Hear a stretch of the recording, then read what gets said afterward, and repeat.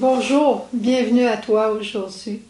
J'ai reçu une carte, c'est hier, et la personne disait, à nous voir comme ça à tous les jours, je ne sais pas si je fais partie de votre famille ou c'est vous qui faites partie de la mienne, mais on s'en vient pas mal proche. J'ai ri quand j'ai lu ça et ça m'a fait penser à Saint Joseph. Est-ce que j'ai choisi Joseph comme père et il s'occupe de moi? Ou est-ce que Joseph m'a choisi comme son enfant et je l'honore comme un père? J'en sais rien. Tout ce que je sais, c'est que plus notre neuvaine avance en ce 8e journée, plus je sens en Joseph un véritable père, un père dans la foi. Et c'est pour ça qu'on est capable de lui dire « Veille, veille sur tes enfants, veille, veille sur tes enfants. » Et il se plaît à le faire.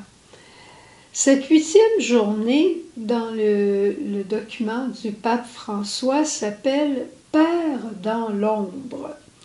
Et par contre, il y a un écrivain polonais qui a écrit un livre qui s'appelle « Joseph, l'ombre du Père ». Hein? L'ombre du Père. Pourquoi?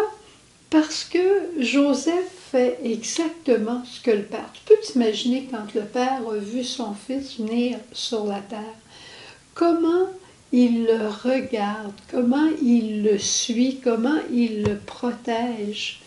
Ben, Joseph fait exactement la même chose avec Jésus. Je dirais, il l'a toujours à l'œil, il le suit au pas et à la chandelle. Mon père disait ça pour moi. Il dit, tu sais, même quand tu penses que je te vois pas, mais j'étais petite dans ce temps-là, même quand tu penses que je te vois pas, je te vois pareil. Alors, le pape nous rappelle qu'on n'est pas père, on le devient. On devient père dans la mesure où on s'investit de la responsabilité qui nous est donnée d'avoir un enfant. Et plus on devient responsable de l'autre, plus on devient, je dirais, père et mère. Sœur Jeanne disait ça beaucoup. Soyez père et mère l'un pour l'autre. Exercez votre paternité, votre maternité en étant responsable et en prenant soin de l'autre. C'est magnifique parce que Joseph, dans ce qu'il nous enseigne, il nous l'enseigne pas juste « regardez-moi comme je suis beau », mais il dit « regardez ce que Dieu, ce que l'Esprit m'a enseigné pour que vous autres aussi, vous puissiez le vivre dans votre vie de tous les jours. » Être père, c'est aussi introduire l'enfant dans l'expérience de la vie, de la réalité. Et ici, c'est magnifique, et je vais te lire ce que dit le pape. Il dit, ce n'est pas, ne pas retenir, ne pas emprisonner l'autre, ne pas le posséder, mais le rendre capable de choix, de liberté, de départ. Lui permettre de faire des erreurs et lui permettre de recommencer. Et c'est dans ce sens-là qu'on appelle Joseph le chaste, le père chaste. C'est magnifique parce que la chasteté, la pureté, ce n'est pas seulement une question physique, c'est d'abord une question de cœur. C'est une question d'un cœur détaché, d'un cœur qui est capable de donner à l'autre sa liberté et de ne pas le posséder. Quand on voit le père de l'enfant prodigue, c'est exactement ce qu'il fait. Le jeune demande sa part de bien, le père lui donne, il lui avait dit de ne pas aller là, de ne pas faire ce qu'il va faire, mais il doit le laisser aller à sa liberté, il ne peut pas l'emprisonner. Et ça, c'est un vrai père. Et moi, je me souviens souvent que j'allais prendre des marches avec papa et on allait discuter, on allait parler. Il me demandait « Qu'est-ce que tu penses de telle chose? Qu'est-ce que tu penses de telle chose? » Et on en parlait. C'était pour arriver à former mon jugement. Je lui disais des fois « Est-ce que je peux ceci? Est-ce que je peux cela? » très souvent, il me disait, qu'est-ce que tu en penses, toi? Avant de me dire oui ou de me dire non, il me disait, qu'est-ce que tu en penses? Des fois, je ne pensais pas très long, hein, puis je voulais juste ce qui me tentait. Ben là, il m'amenait à réfléchir, puis il me disait non. Jusqu'à temps qu'il me dise, est-ce que tu sais que non est aussi une réponse? Toi, tu as l'air à penser, Suzanne, qu'il y a juste oui comme réponse. Mais tout ça dit pour nous amener à réfléchir. Et c'est la même chose dans quelque éducation que ce soit, c'est de la même chose dans quelque relation que ce soit. On ne peut pas imposer notre manière à l'autre. On peut la proposer et le laisser libre de l'accepter ou pas. Chacun a sa liberté et doit en faire l'expérience. Et des fois, on fait l'expérience de notre liberté à un prix qui nous coûte cher. Mais avec un peu de génie, quand on a fait l'expérience de la douleur, on s'en rappelle aussi. Et le pape continue en disant comment la logique de l'amour de Joseph dans sa chasteté, c'est qu'il ne se met pas comme le centre. Il ne se met pas comme au centre de la Sainte Famille.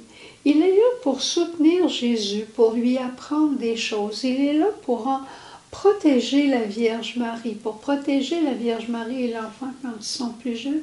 Mais ce n'est pas lui qui est central dans la Sainte Famille, c'est Dieu qui est au centre.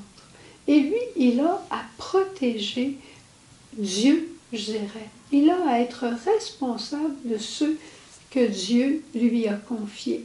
Et c'est la même chose pour nous. C'est la même chose pour nous dans toute forme de relation, d'amitié, de paternité, de maternité. Il parle aussi du bonheur de Joseph qui n'est pas une logique de sacrifice de soi autant que d'oblation de soi, de don de soi. Je vous explique un peu ce que j'ai compris là-dedans. Ben, Dieu me demande quelque chose, j'ai pas le choix parce que je veux être fidèle, je vais le faire. Il y a un élément sacrificiel à l'intérieur de ça qui n'est pas mauvais, mais qui peut amener un certain malheur, une certaine frustration, une certaine tristesse. J'ai pas le choix. Alors que il peut y avoir le don de soi. Seigneur, tu me demandes ça, je ne le comprends pas, mais je me donne à toi, je me livre à toi, je te fais confiance et je t'aime. Vois-tu la différence? C'est le même, c'est deux oui qui sont dits. Mais il y en a un qui est dit comme de façon résignée, puis il y en a un qui est dit avec plein amour et pleine offrande de soi. Il y en a un qui va produire de la joie, puis l'autre peut produire de la tristesse. Et dans le cas de Joseph, il ne faut pas penser que Joseph était un homme triste. Joseph vivait avec Jésus et Marie,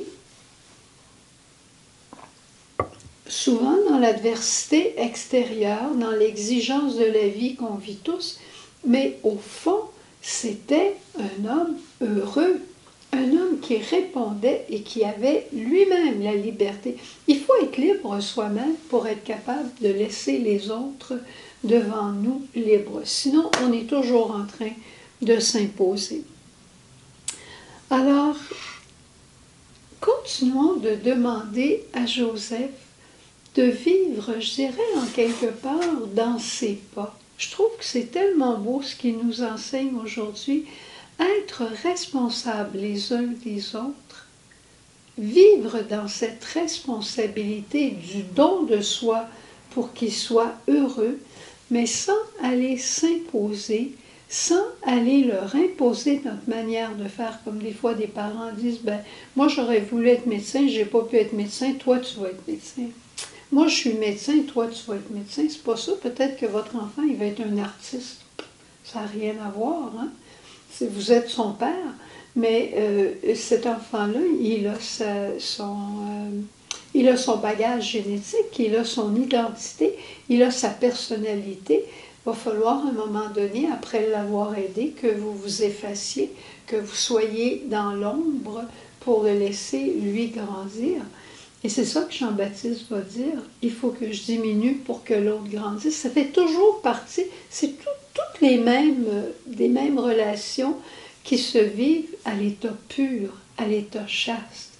Et c'est ça que Joseph nous enseigne, comment vivre les uns avec les autres, en étant responsable, en sachant s'effacer, en étant responsable, en prenant soin et en laissant à l'autre sa liberté. Alors, attachons-nous au Seigneur, livrons-nous de plein cœur. On n'est pas les esclaves du bon Dieu, on est ses enfants appelés à la liberté pour rendre aussi les autres libres et heureux. Aimable Saint, vous qu'à la Vierge Mère, le Roi du ciel a donné pour époux, vous que Jésus honore comme Père, ô Saint Joseph, ô Saint Joseph, ô Saint Joseph, priez, priez pour nous. Toi, Saint Joseph, qui est si beau, qui est si bon, montre-nous le visage de Dieu Père. Révèle à chacun et à chacune aujourd'hui le visage aimant de notre Dieu Père Providence. Puis on te le demande et on te remercie d'avance aussi d'exaucer toutes les autres intentions que nous portons dans notre cœur et que nous te présentons. Souvenez-vous, ô très chaste époux de Marie, mon aimable protecteur, Saint Joseph, que l'on n'a jamais entendu dire que quelqu'un ait sollicité votre protection et imploré votre secours sans avoir été consolé. Je viens avec confiance me présenter devant vous et me recommander à vous avec ferveur. Ne rejetez pas mes prières, Père virginal du Rédempteur, mais écoutez-les avec bonté et daignez les exaucer. Amen.